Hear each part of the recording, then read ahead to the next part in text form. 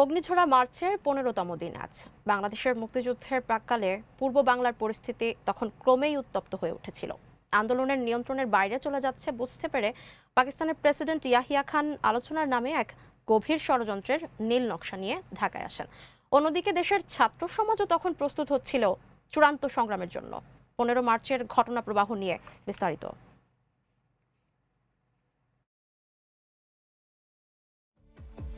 ১৯৭১ সালের ১৫ মার্চ দিনটি ছিল সোমবার।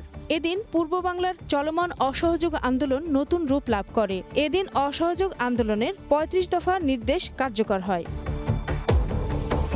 আন্দোলনের লক্ষ্য ও ভবিষ্যৎ কর্মপন্থা সম্পর্কে এক প্রেস বিবৃতিতে তাজউদ্দিন আহমেদ বলেন, স্বাধীনতার জন্য দীর্ঘস্থায়ী যে ত্যাগ স্বীকার ও চ্যালেঞ্জের মুখোমুখি হতে হবে তার জন্য জনগণকে প্রস্তুত থাকতে হবে।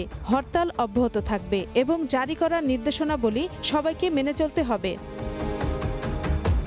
পূর্ব বাংলার কেন্দ্রীয় ও প্রাদেশিক সরকারের সমগ্র শাসন পূর্ব পাকিস্তানের সংখ্যাগরিষ্ঠ দলের নির্দেশে চলতে থাকে। পূর্ব বাংলার সরকারি, আধা সরকারি ও বেসরকারি প্রায় সব প্রতিষ্ঠানে কালো পতাকা উত্তোলন করা হয়। দলের নির্দেশক্রমে ইস্টার্ন মার্কেন্টাইল ব্যাংক কেন্দ্রীয় সরকারের সমস্ত রাজস্ব এই দিন থেকে গ্রহণ করতে শুরু করে। এই ট্যাক্সের মাধ্যমে কেন্দ্রীয় সরকারের নিয়ন্ত্রণাধীন আবগারি ও বিক্রয় কর অন্তর্ভুক্ত ছিল। এদিন পাকিস্তানের প্রেসিডেন্ট ইয়াহিয়া খান কঠোর সামরিক প্রহরায় ঢাকায় আসেন। তার সঙ্গে ছিলেন পাকিস্তানি সামরিক বাহিনীর শীর্ষ কর্মকর্তারা। খাদেম হোসেন রাজা, হামিদ খান, খোদাদাদ খান, মিঠা খান, পীরজাদা, ওমর, এম আহমেদ এবং জি.ডব্লিউ. চৌধুরী। ঢাকায় পৌঁছালে তৎকালীন পূর্বাঞ্চলের সামরিক প্রশাসন টিক্কা খান বিমানবন্দরে তাদের অভ্যর্থনা জানান।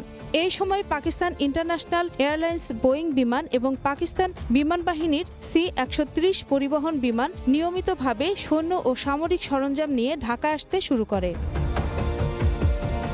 ঢাকার বিমানবন্দর মেশিনগান ও বিমান বিধ্বংসী কামানে সজ্জিত করা হয় এবং ধীরে ধীরে তা একটি সামরিক ঘাঁটিতে পরিণত হয়।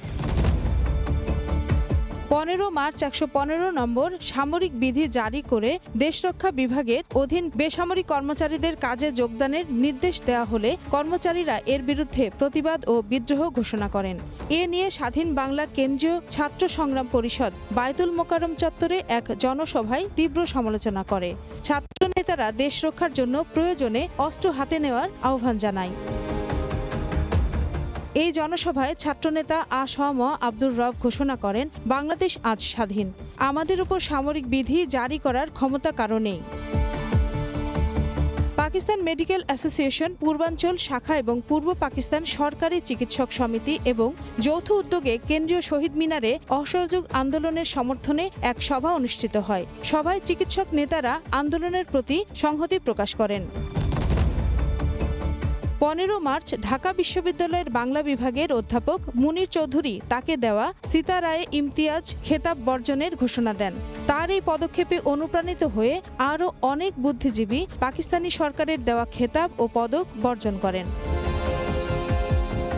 এই দিনের ঘটনা প্রবাহ প্রমাণ করে ১৯৭১ সালের মার্চ মাসে বাঙালি জাতি স্বাধীনতার লক্ষ্য অর্জনে ক্রমেই আরও সংগঠিত, দৃঢ় ও প্রস্তুত হয়ে উঠেছিল।